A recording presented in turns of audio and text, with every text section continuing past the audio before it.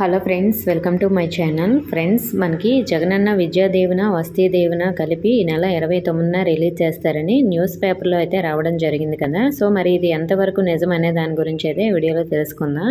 వీడియోని అయితే అక్కడ స్కిప్ చేయకుండా వినండి. ఫ్రెండ్స్, మనకి ఇదివరకే జగనన్న విద్యా దీవెన పథకానికి సంబంధించి ఈ నెల 29న భీమవరంలో వేస్తారని అఫీషియల్గా అయితే ఇన్ఫర్మేషన్ వచ్చింది.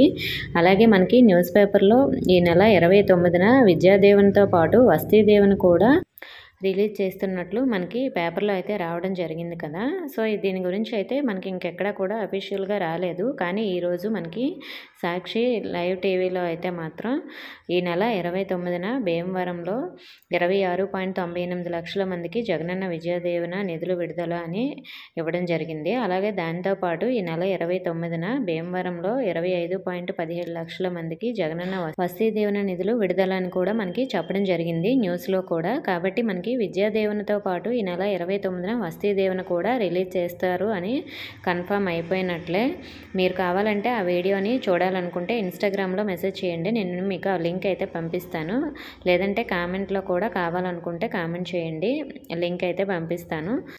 సో మరి మనకి ఈ వస్తీ దీవెన అనేది సెకండ్ ఇన్స్టాల్మెంటా, లేదంటే 2023-24కి సంబంధించి వాళ్ళకి రిలీజ్ చేస్తున్నారా, లేదంటే అందరికీ రిలీజ్ చేస్తున్నారా అనే దాని గురించి అయితే మనకి ఎటువంటి ఇన్ఫర్మేషన్ లేదు. కానీ మనకి విడుదల చేస్తున్నట్టు మాత్రం ఇక్కడ న్యూస్లో అయితే ఇన్ఫర్మేషన్ ఇచ్చారు.